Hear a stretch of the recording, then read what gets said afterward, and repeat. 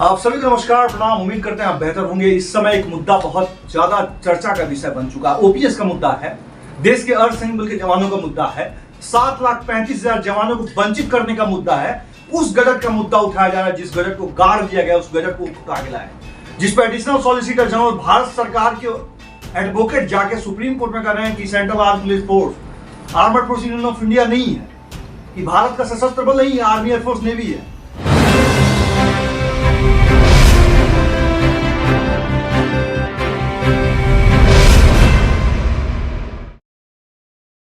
इस गजट में जाके बोल रहे हैं, लेकिन शायद उनको याद नहीं होगा सॉलिसिटर जनरल साहब को कि Akhilesh Prasad versus union of India का जो मैटर्स है, ये मेरे पास कागज आ चुका है। उनका केस अपील नंबर जो था 439/1980 till date Akhilesh Prasad versus union of territory of Mizoram government, humbly court of the judgment 11/2/1981 given categorical finding on the opinion. इसमें उन्होंने कहा है CRPF and armoured force union of India, और इस चीज को, ये जजमेंट सुप्रीम कोर्ट का जजमेंट है, ये हमारा नहीं है, सुप्रीम कोर्ट का जजमेंट है। ये जजमेंट 1981 का जजमेंट बता रहा है कि आर्मर्ड फोर्स यूनियन और सीआरपीएफ है। अखिलेश प्रसाद जो थे वो सीआरपीएफ के थे। ये हमारे पास भारत सरकार के एक लेटर्स हैं जिसमें लिखा गया, सुन लीजिए, government of India, ministry of India. भले मिनिस्ट्री ऑफ जो है 2004 में मिनिस्ट्री ऑफ होम अफेयर्स नहीं था, मिनिस्ट्री ऑफ इंडिया लिखा गया था। अगर इस पे भी झुठलाया जा सकता है तो हम समझ सकते हैं कि कोई अंधे और बहरे हो सकते हैं, लेकिन शायद कागज को अंधा और बहरा नहीं कर सकते। ये कागज अंधा और बहरा नहीं है, बता रहा है कि तुम्हारे बाप का नाम क्या है, तुम्हारे परदादा का नाम क्या है, और ये बता रहा है कागज कि armoured force union of India कौन है। सुन लीजिए क्या कह रहा है। इसको लिखा गया to the chief secretary of all state UTs, मतलब यूनियन टेरिटरी। इसमें लिखा है clarification about armed force union of India regarding central police force. सीधे there has been the query in the post of the from the state government regarding clarification about the armed force union regarding central police force. In the regards, I am the declare of the mention of the following central force under of the administration control of the Ministry of Home Affairs. ये बता रहा है कि सब armoured force union of India का जो control जो जा रहा है किसको जा रहा है, होम अफेयर्स हो जा रहा है। Have been the declare and the armoured force of the union.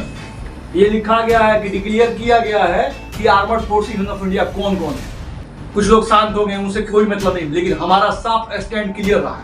Central arm 72 साल से 74 साल से सेंट्रल आर्म पुलिस फोर्स पे काम नहीं हुआ, तुष्टिकरण हुआ है, जहां पे अधिकारी अधीनस्थ अधिकारियों को जो है पंगु बना दिया गया है, उनको तमाम बेनिफिट से अलग किया गया। और क्यों ये बात कर रहे हैं, जहां पे आर्मी को मिलिट्री सर्विस पे अलाउंस दिया गया था, आर्मी को पेंशन रखा गया था, लेकिन armoured force union of India होने के बावजूद भी डिक्लेरेशन है, ये किसका है, ये मिनिस्ट्री लिख रहा है, मिनिस्ट्री ऑफ इंडिया, ये भारत सरकार का डिक्लेरेशन है। इसमें कौन कौन है armed force, border security force, valid number section number 4 border security force act 1968, मतलब बीएसएफ एक्ट जो है 1968 सेक्शन 4 में जो है armed force union of India है। Central industrial security force section 3 और 1968 अमेंडमेंट जो अमेंडमेंट हुआ है वो 14 और 1983 में किया गया। यहीं से जब आगे बढ़ते हैं तो central reserve police force wide section number 3 और central arm police force act 1949, इसमें Indo Tibet border police force section 4 और 1992 एक्ट के तहत armoured force union of India कहा गया है। किसको कहा गया, नेशनल एनएसजी को कहा गया। इसमें साफ क्लियर किया गया है additional Assam rifle and SSB also two central forces under Ministry of Home Affairs, which of the Home Affairs mentioned above the Ministry of also allowed the similar benefits। मतलब इनको भी जो है समानांतर, जो इनको armoured force union of India है, इनको भी समानांतर बेनिफिट दिया जाएगा। किसको दिया जाएगा, ये तमाम जो आपको फोर्स के नाम बताए हैं। एसएसबी का एक्ट 2007 में बना है, इसलिए उसका मेंटेन ये क्योंकि 2004 का ऑर्डर है, अगस्त 2004 का ऑर्डर है, इसमें कोई जो है इंप्लीमेंट नहीं किया गया था, इसको चेंज नहीं किया गया। इसका जो है joint secretary deputy secretary R K. Mittal ने इनकी ऑर्डर्स को निकाले। ठीक, एक तरफ गजट आपके पास ज्वाइंट, इसमें जो है जीएस ने निकाले, ज्वाइंट सेक्रेटरी के ऑर्डर्स हैं, जीएस ज्वाइंट सेक्रेटरी का। ये चलिए, ये तो अपना अलग ये हो गया कि इसका जो है armed force union of India है, और इसमें लिखा गया है पेंशन का ऑर्डर्स है। सरकार ने दिनांक 23 अगस्त 2003 को परिभाषित लाभ पेंशन प्रणाली की मौजूदा प्रणाली को हटाते हुए प्रथम चरण में केंद्र सरकार की सेवा में आने वाली सभी प्रवेशकर्ताओं के जिनके सशस्त्र बल हैं कि ये जो है प्रवेशकर्ताओं ने जिनके सशस्त्र बल शामिल नहीं है, क्या है, सशस्त्र बल शामिल नहीं है, के लिए नई पुनर्रचित परिभाषित अंशदान पेंशन प्रणाली को शुरू करते हुए संबंधित 2004 की बजट में घोषणा क्रियान्वित करने के प्रस्ताव अनुमोदित किया जाता है। क्या किया जाता है? 2004 के, इसमें आप समझिए 2004 के ऑर्डर्स को क्रियान्वित किया गया है। और ये बात पूरा देश के बीच में रख रहा हूँ, ये ऑर्डर पूरे देश के बीच में रखूंगा, जवानों के बीच में। ये मेरे पास कागज है, ये मेरे ऑर्डर्स है। एक आरटीए में इन्होंने श्री रविकांत नेगी को भेजा है, ये ऑर्डर्स आरटीए उन्होंने लगाया था, आगे ये ऑर्डर्स लगाए हैं। ये भी कागज आरटीए का जवाब इन्होंने कौन दिया है? ललित कपूर साहब दिए। ललित कपूर साहब एक्चुअली क्या है, मेरे नाम से जितने आरटीए मैंने गृह मंत्रालय को ठोके हैं उनका सब ललित कपूर साहब ने ही जवाब दिया था 18-19-20 से। और आरटीए का जो ठोक रहे हैं ये भी बता रहे, 2017 से मैं ठोक रहा हूँ। मैंने फॉलोअर स्टाफ पे काम किया, लेकिन अब इस समय ओपीएस का मुद्दा है। जो चीज लागू नहीं होता अड़सनी पर लोग उसको कैसे थोपिएगा? कौन सा न्याय है? क्या होगा इसका परिणाम? मैं बता देता हूँ, जो पार्टी दिन रात षड्यंत्र और षड्यंत्र रचने में लगी रहती है, सत्ता में आई है अच्छी बात, लेकिन सत्ता का दुरुपयोग मत कीजिए। ये जनता है, जो जनता प्यार दिलाती है ना, उसको रोड पे लाती है, और रोड पे ला दी थी। ऐसा नहीं है, अगर आज नीतीश कुमार नहीं होते और आज चंद्रबाबू नायडू जी नहीं होते तो कहाँ होते, ये औकात अपना पता होना चाहिए। क्या है? घमंड और अहंकार का ये परिणाम हुआ जजमेंट। 400 पार, 400 पार, क्या हुआ 400 पार? हम सीधी सी बात है, हम बीजेपी के वाले हैं, हमने वोट भगवान कसम खाए कर रहे हैं, जितनी बार नहीं है बीजेपी को दिए, लेकिन इसका मतलब ये नहीं है जनता पार्टी को छोड़ कभी वोट नहीं गलत किसी को दिया। कांग्रेस को हम पसंद नहीं करते, लेकिन देश की जहां बात आ जाएगी, देश की जनता की बात आ जाएगी और सैनिक बल की बात आ जाएगी, देश के लिए मर मिटने वाले जवानों की बात आ जाएगी, हम साफ और स्पष्ट क्लियर रखे हैं। वेलफेयर में कोई कोताही नहीं। आपके घर से जाता क्या है? देश के लोग टैक्स नहीं देते हैं। भारत का अर्धसैनिक बल का एक जवान, देश का कर्मचारी, हर कर्मचारी 20 दिन का तनख्वाह अपना टैक्स में देता है। कुछ ऐसे अधिकारी हैं जो अपने जो है 1 महीने की तनख्वाह इनकम टैक्स में देती हैं। टैक्सेशन की बात मैंने टैक्सेशन में देखा, हर भारत का सेंट्रल आर्मी फोर्स का जमाना एवरेज निकाल दिया जाए तो 5-5 हजार रुपया इनकम टैक्स, 10-10 हजार रुपया दिया। 10 हजार का मतलब 14 लाख के करीब कर्मचारी है। 14 खरब रुपया हुआ। ये रुपया कहाँ से जानते हैं किसका है? देश के उस कर्मचारी का जो दिन रात बॉर्डर्स में मर रहा है। क्या उनके बच्चों को पेंशन देना क्या गुनाह है? क्या उसके बारे में कुछ बात करना गुनाह है? इस गुनाह को 500 बार करने के लिए तैयार है लोकेश कुमार सिंह। इस देश के जवानों के लिए जिएंगे तो देश के लिए जवानों पे, और मरेंगे तो देश के जवानों पे। ये देश आजादी दिलाने में हमारे पूर्वजों ने खून बहाया है, और उस देश के जवानों के लिए हम भी अपने पूरा खून बहाने के लिए तैयार है, हरदम तैयार रहते हैं। 24 आवर देश के लिए मरने के लिए तैयार रहते हैं। लेकिन इसका मतलब नहीं है कि मजा मारने वाला हम बात करेंगे तो चूल पड़ जाएगा। स्मृति ईरानी हार गई है, पेंशन उनको ओपीएस में दिया जाए, किस फंड से है, कौन सा काम किए हैं देश के लिए? पूछ दिया जाए सवाल कि क्या उन्होंने किया, कौन से उनके परिवार के लोग देश के लिए शहीद हो गए? हमारे परिवार के लोग तो शहीद हुए हैं, देश के लिए मरे, अंग्रेजों से लड़े हैं। हमारे चरबाबा जो है अंग्रेज से साथ ठोक दिए। हम उस परिवार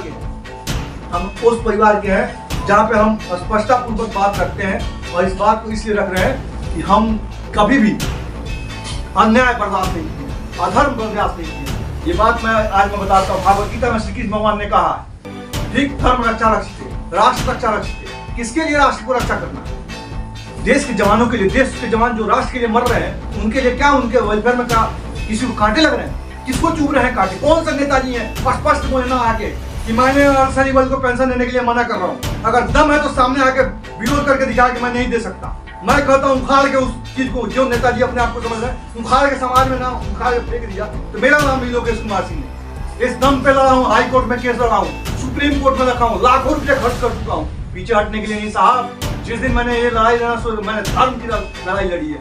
ये कागज बोलता है, देश बोलता है, देश के तमाम उस समय की सरकार बोल रही है कि पेंशन किसके लिए है, किसके लिए नहीं है।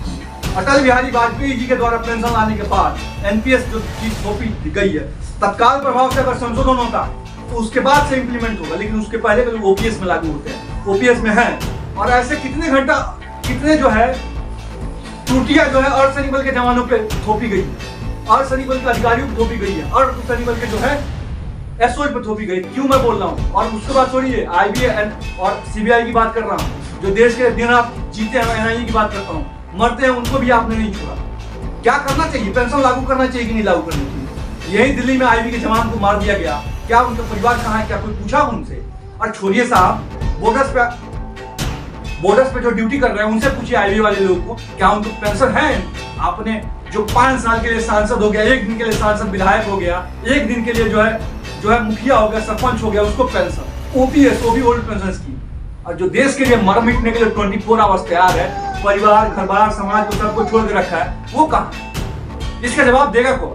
अरे छोड़िए ना, हम इस बात को इसलिए बता रहे हैं कि आप जो है आपके कर्म के कारण जो है आपके मानसिक जो बीमारियां हैं उसके कारण जो आपको जिस पार्टी को वोट मिला है ना, आज जो है दोनों बैसाखी जो है, एक बैसाखी चंद्रबाबू नायडू है तो दूसरा बैसाखी हमारे बिहार के हमारे अपने मुख्यमंत्री नीतीश कुमार बाबू है। और मुख्यमंत्री साहब के जो योगदान है उसके बैसाखी पे है, लेकिन इसके पहले पूर्ण बहुमत की थी। जानते हैं क्यों थी? समाज आपको बहुत प्यार से दिखता है, समाज के लोगों के साथ आपने विश्वासघात किया है, और आज समय है आप इस विश्वासघात जो आपने किया है, जो गलतियां किया है, उसको सुधार करने की।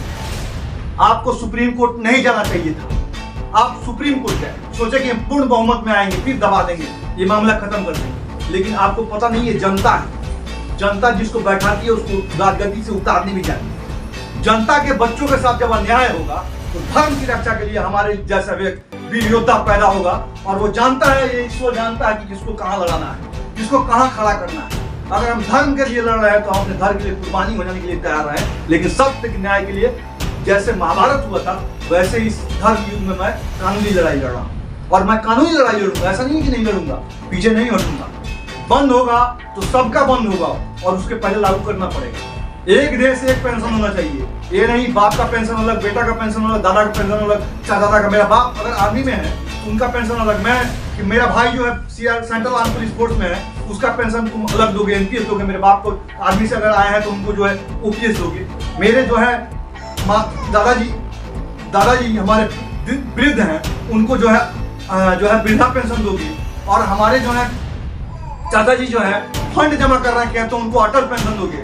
ये कौन सा देश है? जब देश में एक कानून, एक संविधान, जब एक संविधान न्याय संहिता है, एक संविधान है, इस देश में एक ही पेंशन प्रणाली लागू होनी चाहिए। ये बात जान लीजिए, घर घर तक पहुंचा दिया जाएगा। इस चीज की लड़ाई साफ स्पष्ट हमने लड़ा है, इसके लिए हमने अपना घर, परिवार, समाज सब त्याग किया है। और इस लड़ाई को धर्म की लड़ाई, अगर किसी को शक और शंका हो तो इस बात छोड़ दें। वो दिन निकल गए, बदलते भारत की खूबसूरती यही बात। चाहे कि दुनिया एक से काम जो है हम जानते हैं, जो एक बार सबको बदलने की ताकत रखते हैं और बनाने की भी ताकत रखते हैं। दुनिया को देखा है। जय हिंद, वंदे मातरम, इंकलाब जिंदाबाद, भारत माता की जय। फिर मिलते हैं नेक्स्ट वीडियो में।